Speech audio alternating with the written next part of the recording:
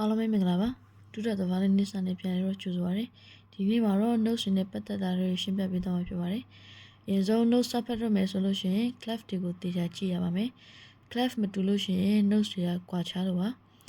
အခုကတော့တရောတီမှာဖြစ်တဲ့အတွက် travel clef ကိုသုံးပါမယ် travel clef ကိုနောက်တစ်နည်းအနေနဲ့ G clef လို့လည်းခေါ်ပါတယ် notes line တွေ9 line ရှိပြီးတော့ space line 4 line ရှိပါတယ် line ပေါ်မှာရှိတဲ့ notes တွေကတော့ E G B D and F ဖြစ်ပြီးတော့ space line တွေမှာရှိတဲ့ notes တွေကတော့ F A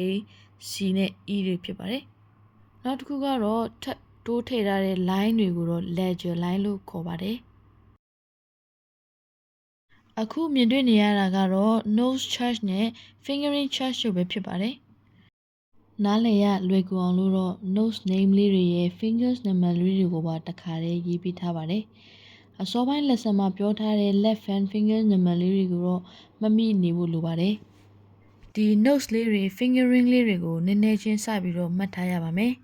notes လေးတွေကိုတည်ထားပြီး rhythm တွေလည်းသိပြီးဆိုရင်တော့တီးတာတွေကိုစလိုက်လို့ရပါပြီနောက်တစ်ဖက်ဒီမှာတော့တချင်းလေးတွေစပြီးတော့သင်ကြားပေးမှာဖြစ်ပါတယ်ဒီတစ်ပတ်သင်ကြားပေးသွားတဲ့သင်ခန်းစာနဲ့ပတ်သက်ပြီးတော့မသိတာရှင် comment box မှာလာပြီးတော့မေးမြန်းနိုင်ပါတယ်အားလုံးကိုကျေးဇူးတင်ပါတယ်